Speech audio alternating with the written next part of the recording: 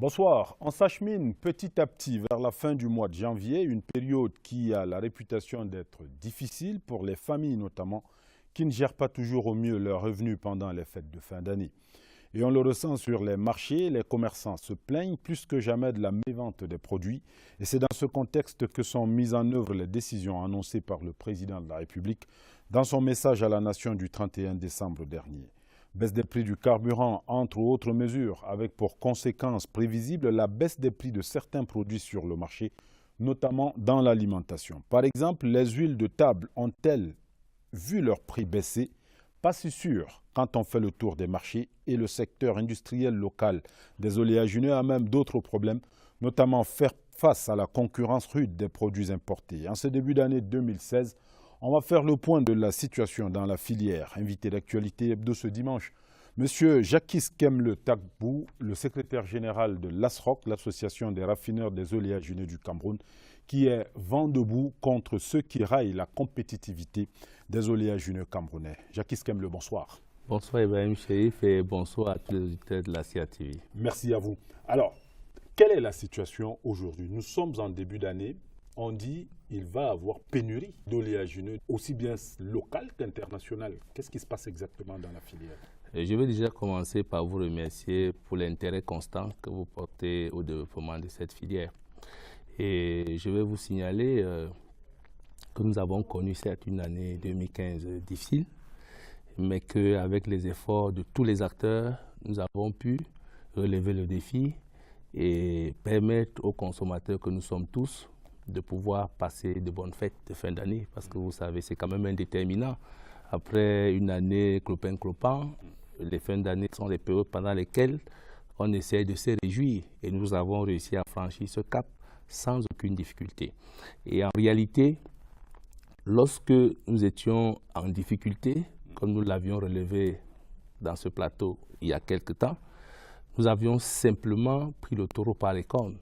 Il était question de permettre aux consommateurs camerounais de bénéficier des huiles végétales et du savon de ménage de bonne facture, respectant l'environnement déjà et également la santé, parce que c'est les deux éléments. Nous avons franchi ce cap et les dispositions que nous avons prises nous ont permis d'atteindre l'année 2016 sans difficulté. Et dès décembre 2015, lorsque nous nous sommes rendus compte que les choses avaient eu à reprendre, il était simplement question justement d'anticiper. Parce que, comme nous le disons toujours, nous connaissons un déficit structurel de la matière première, mais pas conjoncturel. Et la situation qui prévalait était conjoncturelle.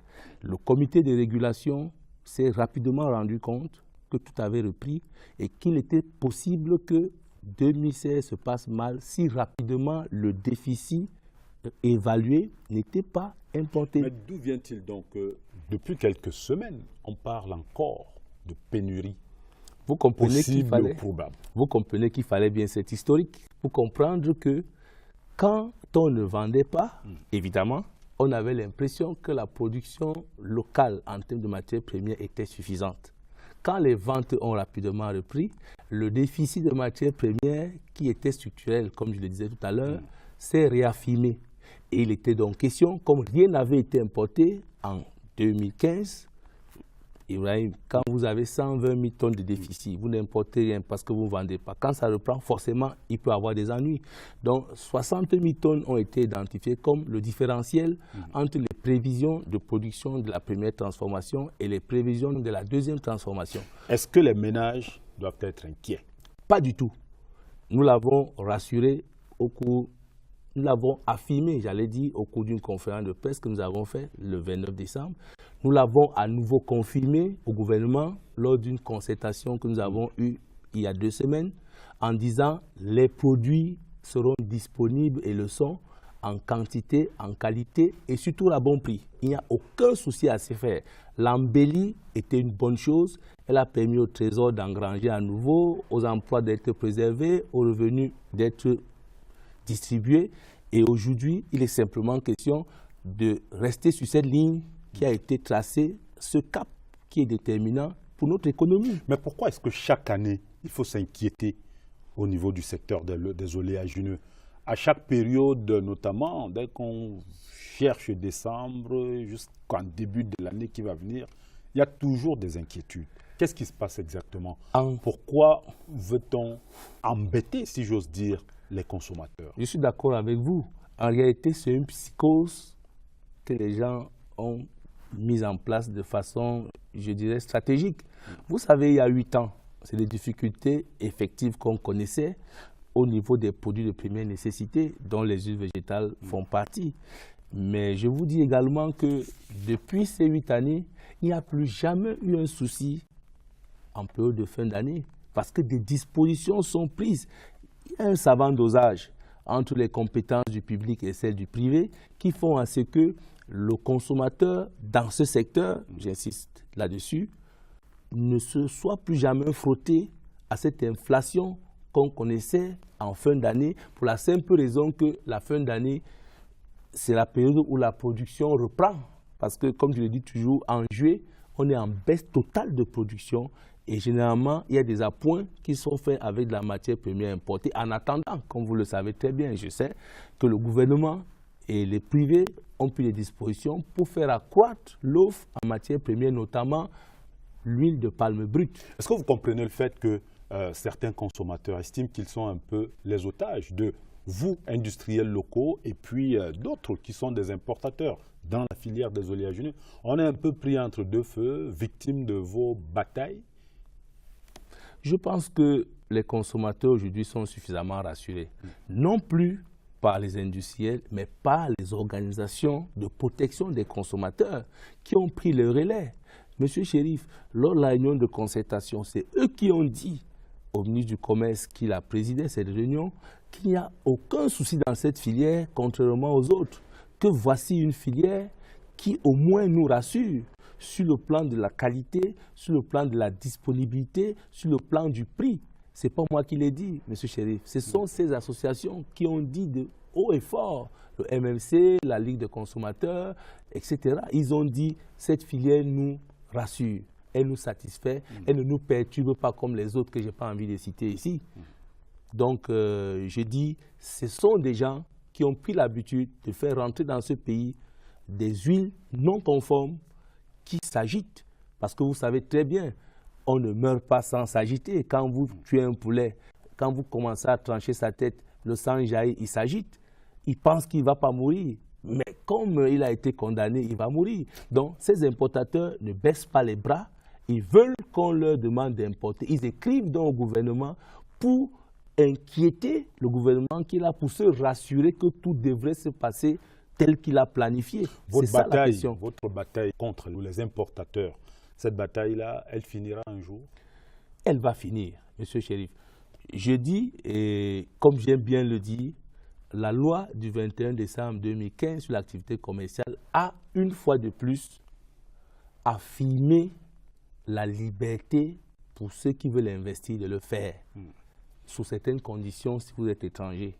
Ça signifie qu'en réalité, on n'a jamais empêché à quelqu'un de mener une activité dans ce pays. C'est l'article 5 qui le dit. Oui, mais en ce moment-là, on peut investir dans l'industrie locale comme vous, et puis on peut également investir dans l'import-export. Ce n'est pas interdit. Bien entendu. C'est ce que j'ai dit. C'est quoi votre problème avec ces gens-là? Je dis simplement que les gens doivent respecter la réglementation. Et c'est le bémol de l'article 5 de cette loi de 2015 qui dit vous pouvez librement exercer votre activité dans le respect des lois et règlements en vigueur.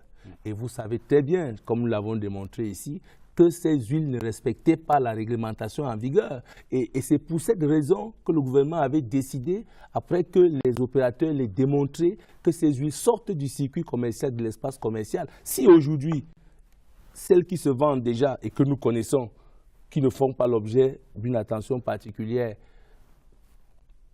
qu'est-ce que vous voulez que je vous dise? Est-ce que les industriels locaux ont la force d'affronter les importateurs sur le terrain, on va dire, du commerce au Cameroun? Monsieur Chérif, les importateurs dans cette filière, qu'est-ce qu'ils représentent? J'aime bien souvent dire, c'est une filière quand même qui a investi aujourd'hui 620 milliards parce qu'il y a eu un nouveau investissement de 20 milliards suite aux agréments accordés par l'Agence de promotion des investissements. Les importateurs, qu'est-ce qu'ils apportent? les producteurs locaux mettent 95% des huiles qu'on consomme au Cameroun dans l'espace commercial. Vous comprenez que c'est rien du tout, c'est environ 5%. Alors pourquoi vous inquiétez donc sur les 5% là? On ne s'inquiète pas, on demande simplement que la concurrence saine se fasse. C'est tout ce qu'on demande. La preuve, c'est que nous faisons des efforts pour respecter la réglementation en vigueur. Pourquoi eux, ils veulent une exemption spéciale ou spécieuse? Pourquoi ils la veulent?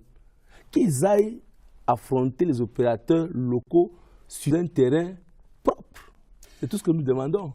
Monsieur Jacques Kemle Tchabgou, secrétaire général de l'ASROC, l'association des raffineurs des oléagineux du Cameroun, merci de vous prêter ainsi à nos questions tout au long de cette émission. Actualité hebdo, sons et images de la semaine qui s'achève, une semaine en début d'année, une semaine de janvier. Le vœu de nouvel an et l'engagement des ministères à respecter leurs feuilles de route, marché public, transport, administration territoriale et autres. La culture camerounaise dans tous ses états avec pour la première fois une semaine dédiée à la rentrée culturelle nationale. Et puis parmi les sujets qui vont constituer notre mouture du reste de l'actualité nationale, les nouveaux avions de la Camerco dans le ciel camerounais, vol inaugural pour les MA60 chinois, baptisés Logon et Mantung. Ce sera entre Douala et Yaoundé, les vols inauguraux. Madame, Messieurs, merci de votre fidélité à Actualité Hebdo. La suite de l'émission, c'est dans un tout petit instant, avec notre invité, le secrétaire général de l'ASROC, l'association des raffineurs des oléagineux du Cameroun. Merci encore, à tout de suite.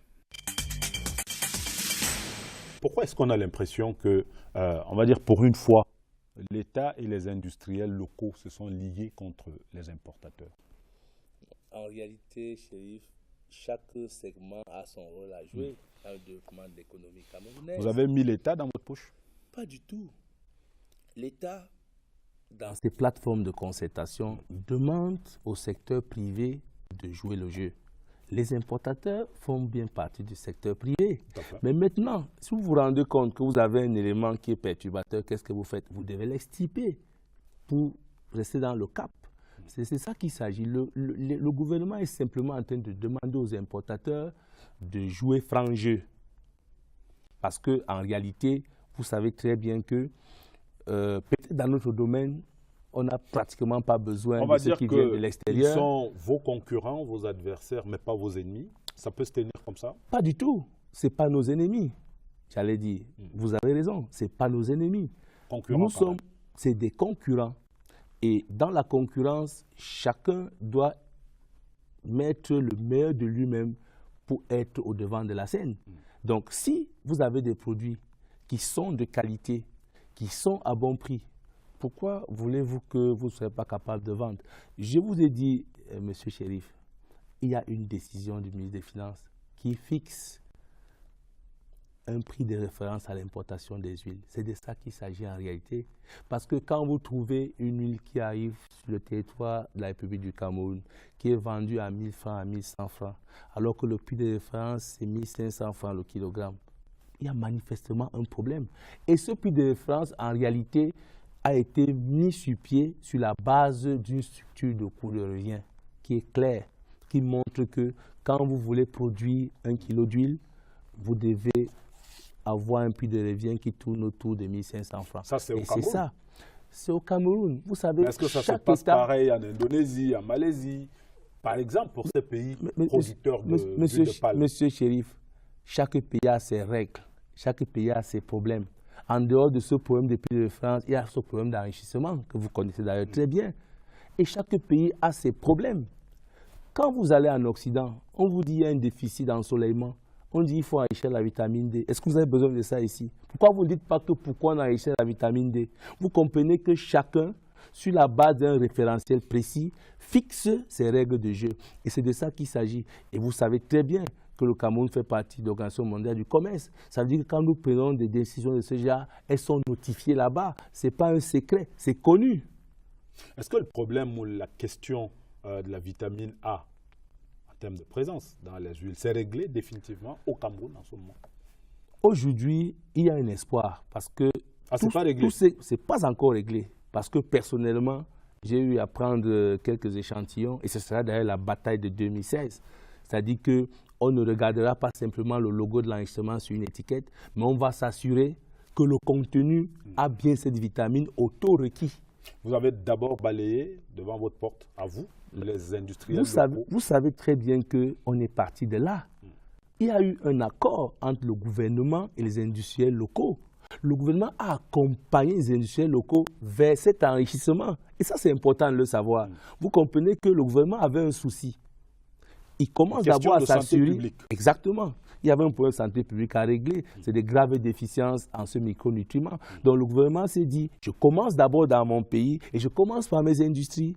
Il faut donc que les autres comprennent que ce n'est pas un problème qui les concerne uniquement, mais ça concerne l'ensemble des opérateurs. Mais en réalité, puisque vous dites que les importateurs, c'est 5% du marché, oui, et que vous, les locaux, les industriels locaux, vous tenez 95%, on ne devrait pas avoir de problème.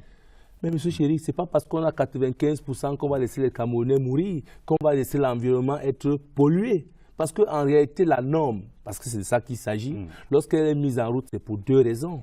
C'est la protection de l'environnement, c'est la protection évidemment du consommateur et globalement de l'économie d'un pays. Parce que c'est quand même un élément qui permet aussi de protéger notre économie. Mais est-ce que c'est parce que c'est 5% qu'on doit laisser ceux qui ont pris les 5% mourir? Je dis non. Donc, vous comprenez que c'est une question qui est réelle. Et aujourd'hui, il faut qu'on s'assure que cet effort qui a été fait par le gouvernement pour améliorer la santé des Camerounais soit respecté. Parce que imaginez-vous, si on vous demandait comme femme enceinte d'acheter les micronutriments, est-ce que vous êtes sûr que les Camerounais ont les moyens pour le faire? Le gouvernement a pris des dispositions avec les industriels pour que quand vous consommez un aliment où on a introduit cette huile, que vous ayez immédiatement ce micronutriment qui vous manque. Est-ce que c'est une mauvaise chose? Maintenant, quand les gens vous laissent l'impression que vous êtes en train de gérer un problème pour lequel vous avez mis près de 10 milliards pour arriver au résultat, vous ne devez pas laisser les bras croisés. Donc, c'est une question qui ne concerne pas seulement les opérateurs, M. Chérif. Aujourd'hui, le gouvernement lui-même est soucieux et la Nord est très soucieuse. Lors d'un dernier entretien que j'ai eu avec le directeur de la Nord, cette année, nous aurons ce qu'on appelle la semaine de la qualité en mars et il sera question de mettre un accent sur la norme. Et nous sommes partie prenante. Vous comprenez très bien que le gouvernement est soucieux, les industriels sont soucieux. Il faut que ceux qui pensent apporter une aide, un appui au gouvernement dans sa tâche quotidienne, dans la quête du bien-être des populations, comme le disait le président dans son discours du 31 décembre dernier, il faut qu'on soit sûr que cela soit en train de se faire. Et c'est de ça qu'il s'agit aujourd'hui. Et quid maintenant, on va dire, de la situation du consommateur? Où est-ce qu'il met sa liberté de choisir? En réalité, si moi je décide de consommer de l'huile importée, qui soit aux normes, c'est une bonne chose. Ça vous pose un problème? Pourquoi? Aucun, monsieur Chérif. Oh, je vous ai dit, on n'a pas de problème là-dessus. Si vous décidez d'importer une huile, je donne un exemple. Vous avez les huiles importées, c'est du tournesol, c'est du colza. Qu'est-ce que les Camerounais en savent? Ils ne savent même pas ce que c'est. Vous serez peut-être seul à le demander. Parce que nous n'avons pas été élevés par ça. Maintenant, si vous le demandez et que c'est arrivé dans le respect des normes, où est le problème? Il n'y aura aucun problème. Il y a cette norme et il y a cette décision, c'est deux éléments fondamentaux. Vous comprenez, il y a deux éléments qu'il faut cumuler. Et beaucoup n'arrivent pas à le faire. Parce que les pays d'où viennent ces huiles, comme vous parliez tantôt, ne font pas l'enregistrement de la vitamine A. Et ça, c'est une vérité. Et rassurez-vous, monsieur Chérif, c'est des pays où on fait 1500 tonnes par jour. Vous pensez qu'un importateur est capable de commander 1500 tonnes en un trait? Ce n'est pas possible. Et s'il faut ajouter dans le process cet élément qui permet d'enrichir, vous êtes à près de 200 millions de dépenses. On va le faire pour vous qui allez acheter 20 tonnes? Ce n'est pas possible. Et ce sont des indicateurs qui nous permettent de surveiller efficacement ces huiles qui arrivent. Est-ce que vous savez ce qui se dit au dehors? Vous tenez votre discours, vous êtes industriel local, vous défendez les intérêts de l'industrie locale, les importateurs défendent leurs intérêts. Le pauvre consommateur, il vous observe, il dit, tout ça c'est du business. Je vous ai dit, lors de la dernière concertation, ce n'est pas nous qui avons parlé, c'est ceux qui les représentent qui ont parlé. Ils ont dit, pour une fois, on a une filière au Cameroun qui respecte nos intérêts. Parce qu'ils ont eu l'opportunité de toucher du doigt. Vous savez, le consommateur a deux préoccupations. Il commence d'ailleurs par le prix, par la qualité. C'est l'État et les industriels qui pensent à la qualité. Et en termes de prix, monsieur Chérif, ces huiles-là coûtent très cher. Ça, il faut le dire. Vous êtes compétitif? très par rapport à ces huiles. Le deuxième paramètre, c'est qu'ils savent qu'il y a le facteur qualité. Ils le savent. Et quand ils conjuguent les deux, ils disent, nous préférons même nos huiles locales. Mais est-ce que vous savez que nous avons eu l'opportunité de faire visiter l'industriel de la finale du Cameroun par les députés de la République, dont j'étais les noms. Ils ont été surpris agréablement en disant, mais on ne savait pas que le problème se posait de cette manière. Nous avons même pensé qu'on produisait peut-être dans des petites épiceries. Mais on se rend compte qu'on a affaire à des unités qui emploient près de 600 personnes de façon directe. Et ils ont d'ailleurs dit qu'ils seront désormais nos défenseurs auprès de la représentation nationale. C'est donc dit, M. Chérif, qu'aujourd'hui le problème est connu et on sait très bien qu'on a là ce que tout le monde recherche, c'est-à-dire une industrie susceptible de nous accompagner vers l'émergence dont nous parlons tant. Est-ce qu'on peut être émergent en important, M. Chérif? Mais dites-moi, tout pays qui vit des importations a une économie extravertie. Vos poumons sont à l'extérieur. Vous ne pouvez pas tenir. Et quand vous avez la chance d'avoir un secteur comme celui-ci qui vous permet d'engranger des devises, qui peut donc vous permettre d'investir, vous êtes content et vous devez vous battre pour le sauver. Et c'est d'ailleurs la raison pour laquelle la protection de l'industrie locale est devenue une priorité au Cameroun. Et notamment en 2016, vous avez dit année décisive.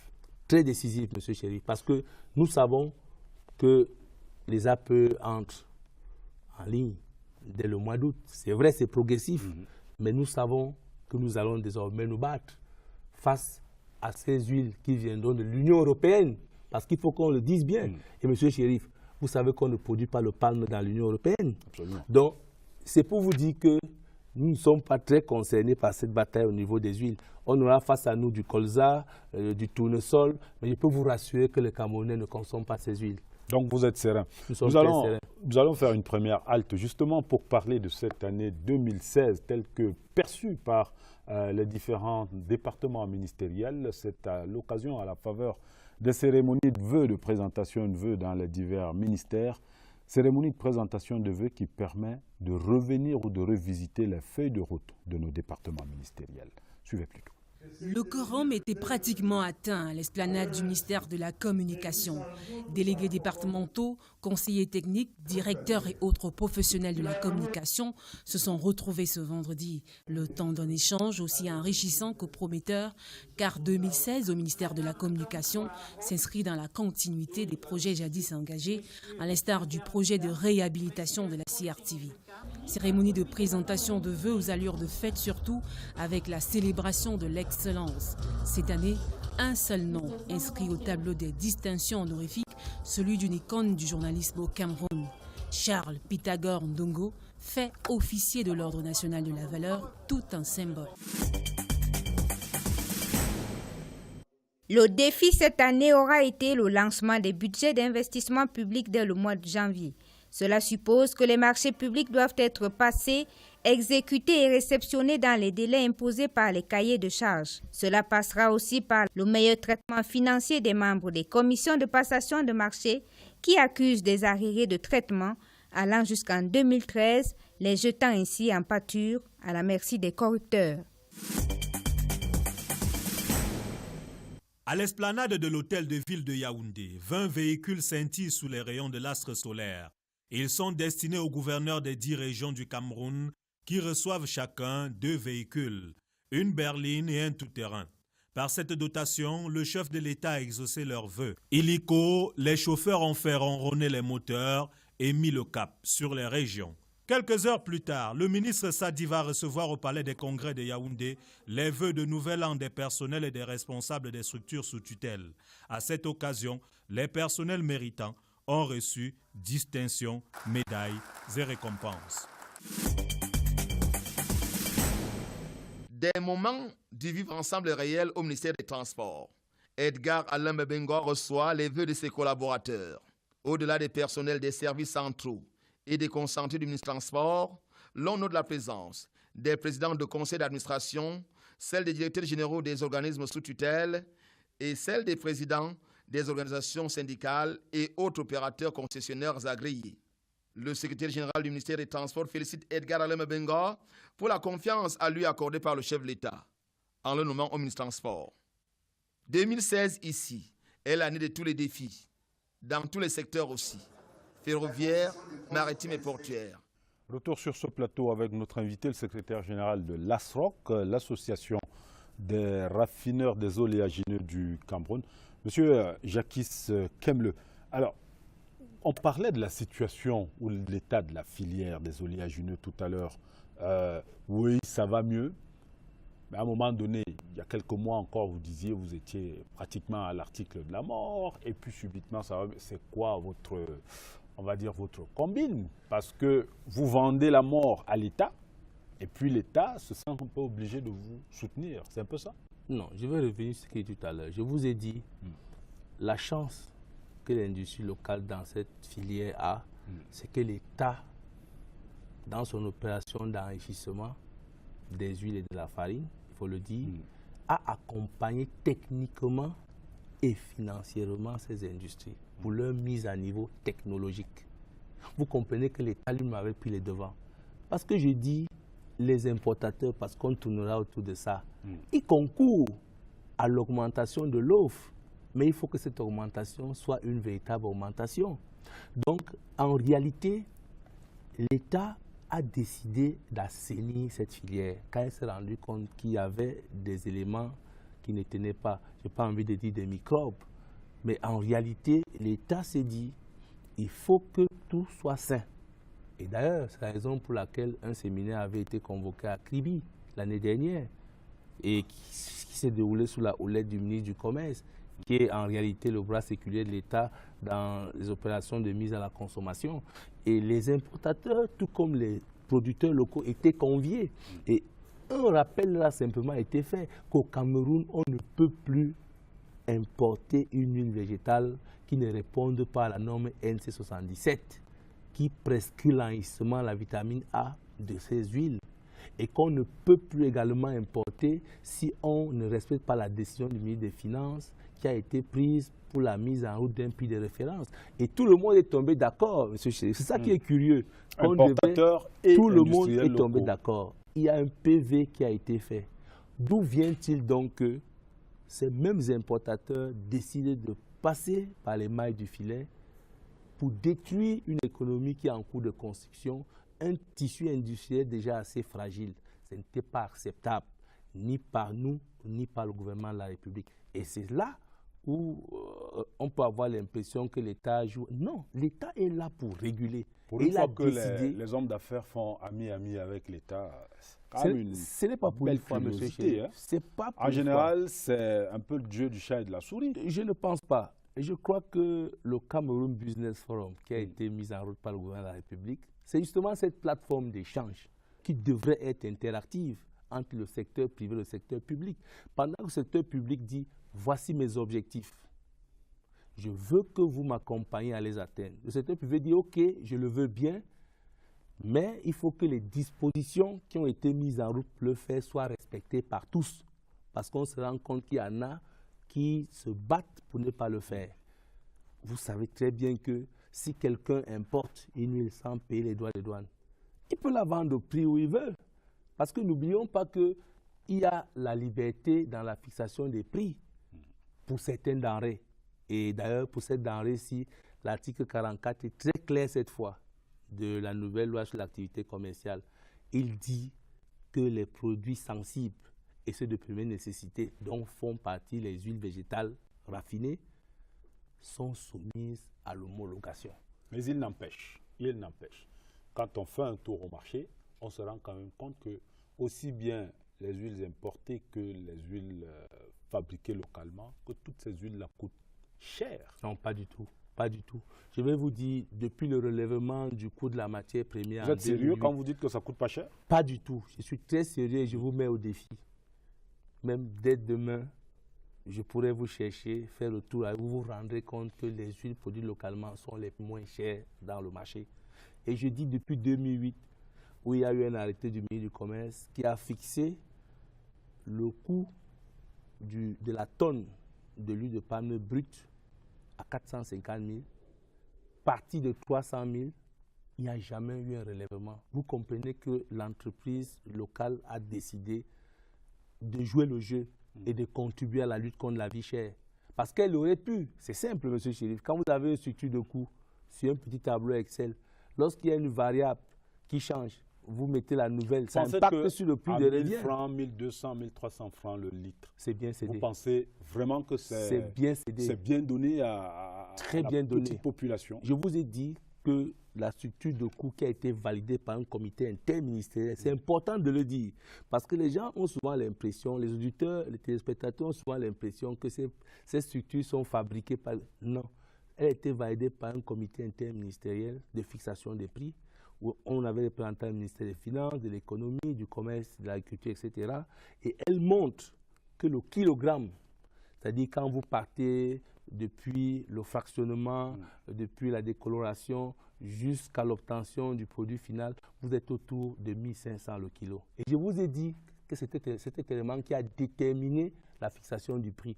Vous comprenez donc que pour arriver au stade où nous sommes aujourd'hui, les industriels ont décidé de baisser leur marge. Parce que la marge industrielle, c'est autour de 12%. Mais je vais vous dire, donc, ce n'est plus un secret, les industriels n'ont pas 4% de marge dans cette opération. Vous voulez nous faire croire que bon, ça ne rapporte plus tant que ça. C'est clair. Vous voulez qu'on vous croie? Monsieur Chérif, en temps de crise, chacun a quelque chose à donner. Et nous l'avons toujours montré. Souvenez-vous, lorsque la guerre contre la nébuleuse a commencé, nous avons donné 10 000 cartons à nos forces de défense. Parce que c'est ça aussi la citoyenneté. Il faut savoir à un moment donné perdre quelque chose pour sauver l'essentiel. Nous l'avons fait. Et c'était le temps que nous avions donné. Vous voyez qu'on nous a suivis. Et quand il y aura embelli, tout le monde tirera profit. Pourquoi pas? Si les choses prêtent à cela, on le fait. Parce que vous savez très bien, il y a des éléments dont on ne parle pas souvent. Lorsque le coût du pétrole fluctue, vous savez que la production des bouteilles naît justement de tous ces éléments-là. Chaque fois qu'il y a eu des remontées, on n'a jamais impacté ça sur le coût des revient. Donc, aujourd'hui, il y a l'électricité qui arrive. Nous sommes en train de réfléchir sur ce qu'il faut faire. D'ailleurs, on a été interpellé sur cette question, sous les hautes directives du chef de l'État. On a été interpellé de voir comment faire pour pouvoir impacter cela. Est-ce que vous comprenez que la petite population, quand elle observe, elle observe que le prix du pétrole à l'international a énormément baissé, tous les plastiques, que le prix du carburant, ici, sur le plan local, a quand même baissé. C'est bien, vous dites quand même. Oui, que l'électricité, bon, ce n'est plus aussi catastrophique qu'il y a je ne sais pas combien de temps. Ça s'améliore quand même un peu. Quand on voit, on met tout ça ensemble, on se dit, on s'attend quand même à ce que le litre d'huile, ça peut être de palme ou d'autre chose ici, soit quand même à beaucoup moins que 1000 francs. Je veux déjà commencer par dire que quand on parle de cette filière, ce n'est pas que du palme. Parce que je crois que nos téléspectateurs peuvent être perdus. L'offre en huile végétale concerne aussi bien l'huile de coton, l'huile de soja, l'huile de palme raffinée. Parce qu'au Cameroun, ce sont des composantes que nous avons. Je commence par le dernier élément, M. Chérif. Est-ce que vous savez que nous avons un renchérissement de 30% lié à la mauvaise qualité de l'énergie? Je ne suis pas encore au déficit. Parce que dans une industrie, voyez-vous, ce n'est pas parce que l'ampoule brille. Il faut que l'intensité dont vous avez besoin soit celle qu'il faut. On fonctionne avec des moteurs triphasés. Et je vous dis, l'énergie qui est donnée est de mauvaise facture. 2, nous souscrivons des puissances. Quand vous n'avez pas cette puissance, normalement, Eneo doit vous payer. Parce que lorsque vous ne consommez pas la puissance souscrite, vous leur payez des amendes. Ils ne le font pas. Nous avons 30% de plus dans la production depuis bientôt 4 ans, M. Chérif. Mais soucieux du fait que le consommateur doit avoir son produit à un prix accessible, nous n'avons pas daigné du tout procéder à un quelconque relèvement. Il faut vous dire merci pour votre magnanimité, pour votre patriotisme. Vous semblez être les seuls à faire du patriotisme dans le monde industriel au Cameroun. Mais nous sommes un exemple, M. Chérif. Nous sommes désormais cités comme un exemple. Je vais vous dire, lorsqu'il y a eu la dernière concertation au niveau du chef du gouvernement le 16 décembre dernier, nous avons été confiés, j'étais là, dans l'échange avec le Premier ministre et tout son staff, sur les raisons du recul du Cameroun dans le doing business. Ça veut dire que nous comptons Nous sommes quand même 3e, M. Chérif, en termes d'équilibre de la balance commerciale au Cameroun. Nous ne sommes pas rien. Et on a besoin de ça. Pendant que les gens traînent le pas, on se bat pour exporter, faire entrer les devises. Et c'est ce qu'on attend d'une industrie. C'est ce qu'on attend pour être émergent. Et nous faisons partie d'un des leviers décrits par le chef de l'État en dehors du secteur agricole sur lesquels on compte pour avancer. Nous sommes là, on ne doit pas compter sur nous, mais nous sommes en droit de nous réjouir parce que nous savons que nous faisons du bon travail, nous faisons ce que le gouvernement attend des industriels pour avancer, M. Chérif. Mais le prix quand même. Le prix est bon, je vous le dis. On parlait tout à l'heure de l'électricité. Bon, ça ne va pas coûter l'électricité. Mais il y a quand même le pétrole qui a baissé. Je vous ai donc dit, les emballages. Quand je parle de l'énergie, je vous parle du groupe électrogène, vous perdez de vue qu'on utilise du carburant pour ça. Quand j'invoque cet élément, c'est pour que vous compreniez qu'un relèvement aurait dû se faire, on ne l'a pas fait. Et je vous ai dit, nous restons en étude pour voir si cette baisse, qui n'est pas substantielle du tout, il faut le dire, ce n'est pas un secret, peut nous permettre davantage offrir aux consommateurs un produit à bas prix, comme c'est notre credo. Donc il faut s'attendre quand même à une probable baisse. Rien n'est interdit. Nous sommes en pleine réflexion sur la question. Là, vous répondez comme un vrai homme politique. Je ne pense pas. Nous faisons de l'industrie, nous sommes dans l'économie. Deuxième halte dans cette émission, nous parlons culture, la culture camerounaise, dont le ministère qui en a la charge veut qu'elle brille de nouveau, aussi bien au Cameroun qu'à l'international. Cette semaine a été consacrée à ce qu'on a appelé la rentrée culturelle au Cameroun. Voici à ce sujet Rabiatoula et Wilfried Koto. Au cœur de la capitale, les portes closes de la mythique salle s'exposent à la vue. La Bia, triste vestige d'une série noire dans la famille du 7e art. Janvier 2009, il y a 17 ans. Les 3 derniers cinémas du Cameroun tour à tour ferment. À Yaoundé, celui-ci, la Bia, le Vouri à Douala, l'Empire à Bafoussam. Un film d'horreur pour les milliers de cinéphiles brutalement sevrés de leur longue file à l'entrée des avant-premières. Amener une jeune fille au cinéma, c'était ce qu'il y avait de merveilleux. Donc c'est regrettable pour faire fonctionner ces salles de cinéma qui d'ailleurs sont devenues des supermarchés. C'est une question de volonté politique, je crois. L'histoire des 3 dernières salles de cinéma, c'est l'épilogue. Dernier épisode d'un feuilleton grand écran qui déjà avait emporté sur son sillage le Capitole, Rex, le Fébé, le Djungolo, la Meufou, les Portiques. Plus de 30 salles de projection en tout à travers le pays. L'histoire du cinéma au Cameroun aurait pu faire un best-seller si l'industrie du livre et l'art littéraire avaient eux-mêmes connu meilleur sort. Hélas, là-bas aussi, le déclin. La culture joue un rôle capital dans le développement. C'est un levier de créativité pour la production des biens et des services. La production culturelle devrait être un élément à part entière du produit intérieur brut. Le bien culturel est générateur de revenus. La culture rapporte des revenus importants dans certains pays qui peuvent entrer dans le budget. Les artistes ailleurs, vous voyez, il y a des artistes qui sont multimilliardaires parce que la musique, le théâtre, le cinéma, la peinture, la sculpture, tout ça.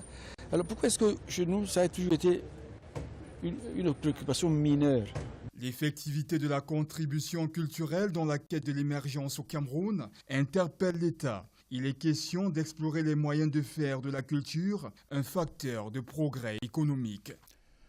Jacques Kem, le secrétaire général de l'ASROC, alors dans votre infinie magnanimité, est-ce qu'il peut arriver que vous souteniez la culture camerounaise? Monsieur Chérif, je vais vous dire, nous contribuons pour beaucoup dans la culture. Lorsqu'il y a des événements, généralement dans le Noun, je me rappelle, nous avons été interpellés au Ngoun. Dans le Noun, on a été interpellés. Et chaque fois qu'il y a des événements culturels dans certaines localités, lorsque les gens se prennent à temps, nous mettons des moyens pour les accompagner parce que nous savons que c'est un facteur de développement également et qui joue un rôle d'ailleurs essentiel dans d'autres pays. Ça ne nous dérange en rien. Mais ça fait quand même un peu mal, non? Toute une capitale, tout un pays sans aucune salle de cinéma. Ça fait très mal parce que quand je vois ce reportage, je me rends compte qu'une salle comme la Bia que nous affectionnions tant à l'époque ferme, le Capitole a fermé, le Njongolo a fermé, il n'y a plus rien, ça fait quand même mal. Il faut faire quelque chose. On revient maintenant aux oléagineux. Nous sommes en 2016. Manifestement, on se dit, votre filière, elle va aller de mieux en mieux. L'objectif, c'est quoi? C'est de produire beaucoup plus que ce qu'on a eu jusque-là. Et ou alors, c'est de faire en sorte que l'État, qui est un peu votre partenaire dans cette affaire-là, gagne encore plus d'argent en termes d'impôts et autres taxes. En réalité, vous savez, notre principale cible, c'est déjà le consommateur. Et nous savons que quand nous ciblons le consommateur en avançant, nous aidons l'État. Parce que l'activité que nous faisons, je vous ai dit tantôt que nous exportons beaucoup dans le secteur de la savonnerie. Et vous savez très bien qu'un pays ne se développe pas sans devise. Et comme nous avons la chance de produire un savon de bonne facture, ça fait que la CEMAC, la CEAC et le géant nigérien sont les principaux acheteurs au sein de notre filière. Est-ce qu'on a la possibilité d'aller au-delà? Bien entendu. Vous parliez des APE tout à l'heure. C'est progressif. En réalité, nous avons d'abord eu des agréments CEMAC avec l'appui du gouvernement. Nous sommes ensuite passés aux agréments CAC qui connaissent des petits soucis. Parce qu'en réalité, ces derniers temps, il y a une formalisation à faire. Le ministre en charge des questions du commerce est là-dessus. Parce que le Cameroun est le tout premier pays ayant réussi à obtenir à travers ces industries, ces agréments. Vous comprenez quand même qu'on avance. Et il y a des accords de libre-échange entre le Cameroun et le Nigeria qui permettent justement à ce que le fameux numéro Nasdaq ne soit plus un blocage. Donc, en fait, nous, en produisant, en exportant, nous apportons des devises. On permet à l'État d'améliorer sa trésorerie. On permet aux consommateurs d'avoir les denrées qu'il faut et de qualité. Donc, on a deux soucis. C'est de continuer à contribuer au PIB efficacement, comme nous le faisons déjà. C'est de continuer à mettre à la disposition du consommateur un produit de bonne facture. C'est important. Et à bon prix. Si on revient maintenant à la question de l'huile de palme, pourquoi est-ce que jusque-là, on n'arrive pas à être autosuffisant? Ça fait quand même des années que ça dure. À un moment donné, on nous disait que c'était justement l'un des secteurs qui avait le plus gros potentiel. Mais on a l'impression de tourner en rond. Cette année encore, il va falloir importer. En réalité, M. Chérif, vous savez, la Socapan, qui est l'un des pourvoyeurs principaux de cette denrée, qui a appartenu à l'État et qui est né des cendres de terre rouge, a été cédé à des investisseurs. Et dans leur cahier de charge, il y avait quand même un niveau que cette entreprise devait atteindre. Bon, malheureusement, cela n'a pas été fait. Le gouvernement a accordé une concession. Je vais vous dire, j'ai eu l'opportunité d'aller vérifier parce que Héraclès a bénéficié d'une concession de 50 000 hectares. Quand j'ai suivi des reportages, je laissais croire qu'ils avaient pris, je suis allé essayer de me rassurer. Mais sur les 50 000, il n'y a même pas 500 hectares qui sont faits. Vous comprenez qu'aujourd'hui, ils devaient être en production. On nous a dit qu'il y a eu beaucoup de problèmes. Bref, le gouvernement a essayé de mettre à la disposition, depuis le début de cette année, des semences pour booster cette production d'huile de palme, puisque c'est de ça que nous parlons. Et dans le comité de stratégie pour le développement durable de cette filière dont je fais partie, il était question déjà qu'en 2020, qu'on atteigne 450 000 tonnes. Parce qu'aujourd'hui, on est autour de 360 000 tonnes. Qu'est-ce qui bloque? Il faut planter, M. Chérif. Et pour planter, il faut accompagner. Les pays comme la Malaisie, parce que quand on parle d'huile de palme, on voit la Malaisie, on voit l'Indonésie, ont 60% en termes de production qui viennent des plantations villageoises et 40% des plantations industrielles. Au Cameroun, par contre, on a pensé qu'à travers les plantations industrielles, on aurait pu avancer. Ce n'est pas le cas. Donc, il est simplement question. Et dans ces pays, je vous assure, c'est le gouvernement qui accompagne les planteurs villageois. Mais pourquoi est-ce que les planteurs villageois, comme vous dites ici, ne sont pas aussi productifs? Vous savez, il y a un problème de semences. Aujourd'hui, on parle de semences de 3e génération qui vous donnent pratiquement 24 000 tonnes à l'hectare de noix. Aujourd'hui, les planteurs villageois n'ont pas cette semence. Les planteurs villageois n'ont pas d'engrais. Vous ne pouvez pas avoir des rendements importants sans engrais. C'est vrai, on a parlé de certains programmes au niveau du MINADER, mais il faut que ces programmes soient effectifs, qu'ils poursuivent leur cours. On a besoin des terres, M. Chérif. si vous voulez planter, vous avez besoin de terres. Malheureusement, le triste constat, c'est que les terres ont beaucoup plus été concédées à ceux-là même qui ne plantent pas. Donc, il y a quelque chose qu'il faut revoir. Et enfin, il y a la réforme agraire. Donc, si tout ceci est fait, sans occulter le problème des financements, bien entendu, si tout ceci est fait, vous comprenez que ce sera un plus pour tendre justement vers la réduction de ce déficit. Mais tel que c'est dont parti, je vous ai parlé. Tel que c'est parti, il y a à craindre, non, que cela se fasse plutôt à long terme. Les choses n'ont pas beaucoup avancé, il faut le dire. Parce qu'en réalité, ce comité de stratégie dont je parle, qui est logé au sein du MINADER, qui aurait déjà dû nous montrer ce qui a été mis effectivement en place au regard des très bonnes idées qui ont été développées dans ce comité, n'est pas en mesure de le faire. Donc, c'était là le point essentiel de départ. Mais on n'a pas beaucoup avancé là-dessus. Parce qu'en réalité, il faut accroître la production de cette huile de palme qui est non seulement une matière première, mais un produit fini pour les ménages. Est-ce qu'on peut dire que dans pour le développement de cette filière-là, de l'huile de palme en particulier, on parle plus qu'on ne travaille? Je crois que c'est pratiquement ça.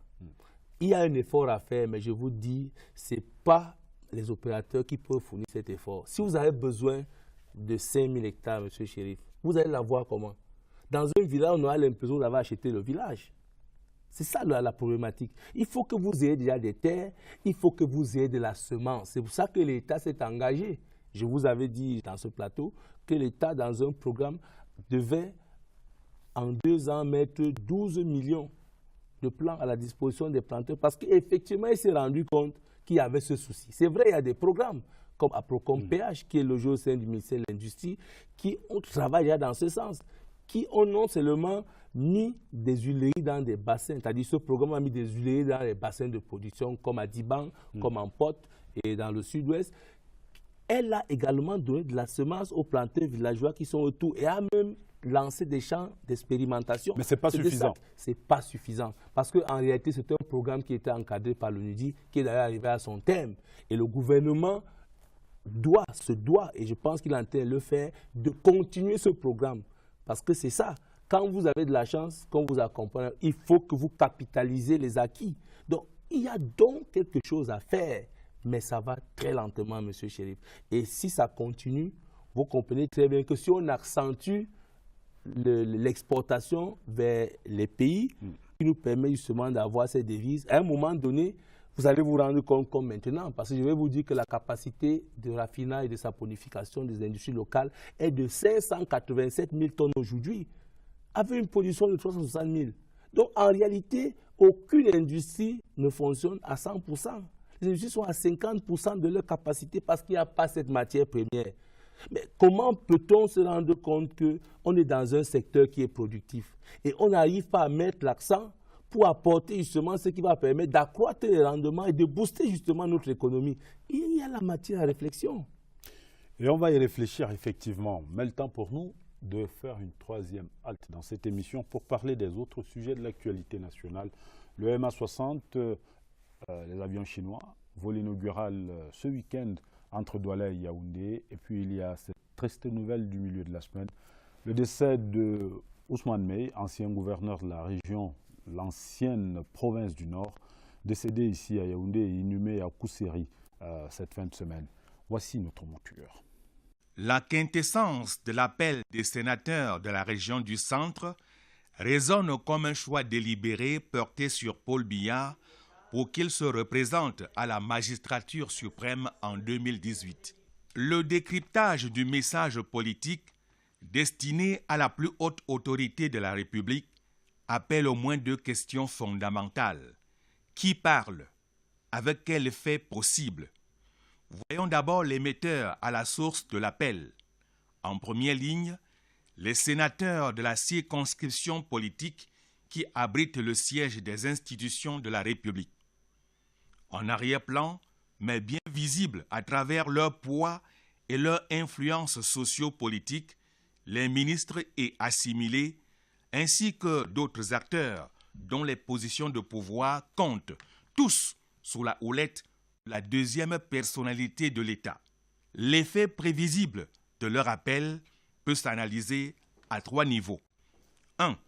la réception attentive et sereine par l'illustre destinataire. 2.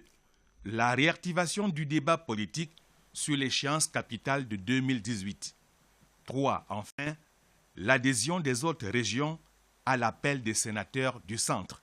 Mais que perdons-nous à attendre? Un signe que les temps changent. Le tableau d'affichage de l'aéroport d'Insimalène annonce qu'il y a pour la journée 5 vols de la compagnie nationale au départ de Yaoundé. Tous desservent le réseau domestique. Les premières preuves ne vont pas tarder. Le Logon, avion de type MA60, se pose sur le tarmac. Quelques minutes après, c'est ce Boeing de l'Étoile du Cameroun qui se signale à son tour. 2 avions Camerco au même moment. Le fait est assez rare ici. La joie est donc compréhensible et elle monte d'un cran lorsque commence le voyage pour le vol inaugural. Le vol est tranquille jusqu'à Douala. À son retour, le ministre des Transports peut exprimer sa satisfaction. Je crois que tout s'est bien passé. Les avions ont été certifiés.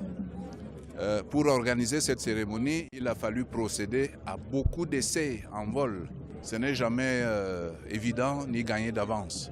Les différentes prises de parole vont confirmer cette satisfaction. Le directeur général de Camerco salue les efforts du gouvernement. La partie chinoise vante les qualités du MA60 et promet un transfert des technologies. Le directeur général de Air Zimbabwe, président de l'Association des compagnies aériennes d'Afrique, insiste sur la fiabilité de ces appareils que sa compagnie exploite depuis 10 ans. Tous l'ont reconnu, le MA60 peut facilement devenir rentable.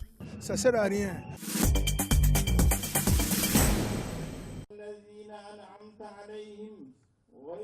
Après la prière de circonstance, la prière islamique destinée aux morts, à la purification de l'âme de l'illustre disparu, le cortège s'est débranlé vers le cimetière de la ville. Là-bas, il a été inhumé dans la pure et stricte tradition islamique, en présence d'un cortège des oulémas, d'une bonne brochette des chefs traditionnels du Cameroun et du Tchad, des proches et anonymes. La deuxième séquence des obsèques s'est poursuivie par la présentation des condoléances. Retour sur ce plateau avec notre invité pour ce qui va constituer la dernière ligne droite de notre entretien. Jacques Kamle, 2-3 questions avant de mettre un terme à cette émission. Alors, la filière aujourd'hui, comment est-ce qu'elle se porte, la filière des oléagineux? On peut dire que vous vous portez bien ou alors que, comme par tout à l'heure, vous avez quelques petits soucis? Nous nous portons mieux. Mieux pourquoi? Parce qu'on a effectivement un souci. Vous savez très bien que les opérations d'exportation mettent en exergue la notion de remboursement des TVA lorsqu'elles sont effectives.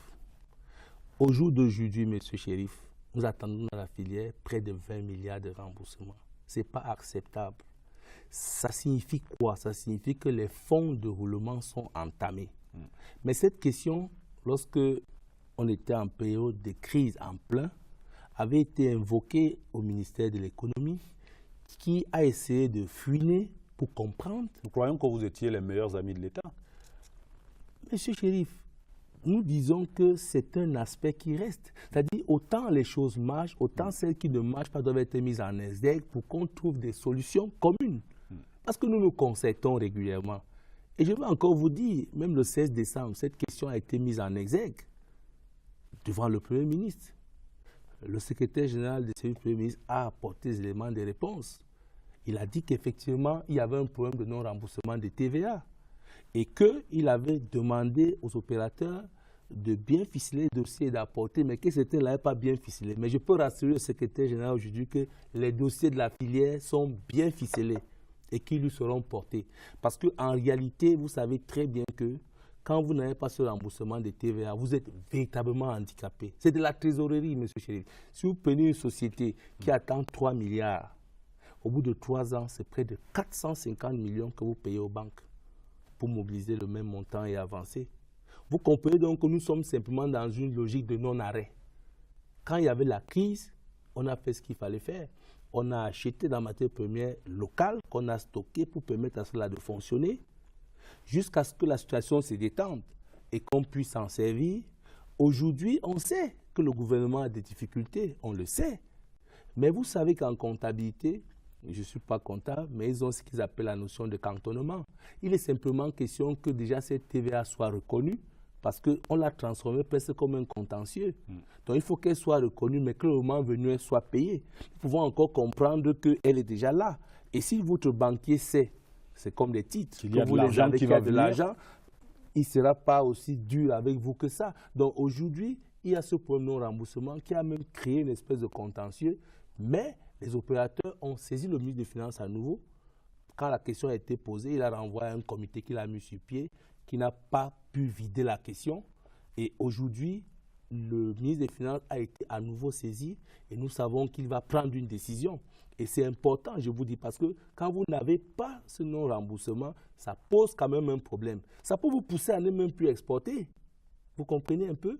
Parce que quand vous mettez de la TVA, vous ne pouvez pas être compétitif à l'extérieur. Mais quand vous ne la mettez pas et que tout montre que vous avez franchi tous les corridors, que le produit est entré dans le pays d'investissement, on doit simplement procéder au remboursement de cette TVA. Et c'est quand même une question qui demeure.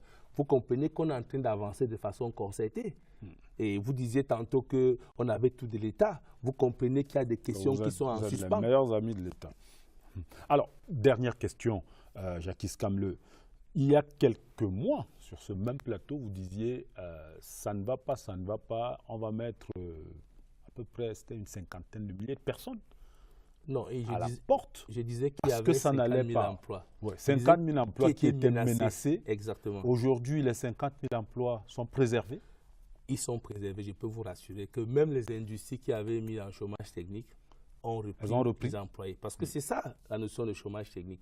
Ce n'est pas de la mauvaise foi des opérateurs. Parce que quand vous créez une entreprise, elle ne vous appartient plus. Elle appartient à ceux qui vivent cette entreprise, que ce soit l'État, que ce soit les employés. Parce qu'en réalité, opérateur, vous avez investi pour 23 milliards. Vous pensez que si vous ne vendez pas, vous allez mourir de faim? Non. Mais les gens qui ont contribué à l'emmagasinage de la richesse doivent pouvoir tirer profit de cette richesse. Et c'est pour ça que c'est une préoccupation quand les choses ne marchent pas. C'est ça la véritable raison. Donc ces gens-là ont été repris parce que le travail a repris. Et j'ai dit, il y a une embellie. Le ciel a l'air d'être très bleu pour l'année 2016, surtout si la question dont je viens de mettre en exergue, c'est du remboursement de TVA s'opérait. Et nous osons croire qu'elle va s'opérer parce que nous avons toujours su poser nos problèmes au gouvernement. Et quand ils sont bien posés des problèmes, ils ont des solutions. Et j'aime bien le dire parce que les gens aiment critiquer l'État, aiment critiquer le gouvernement, mais ils ne font rien pour exprimer clairement quelle est leur préoccupation. Et quand vous l'exprimez préoccupation, vous avez une réponse à ça.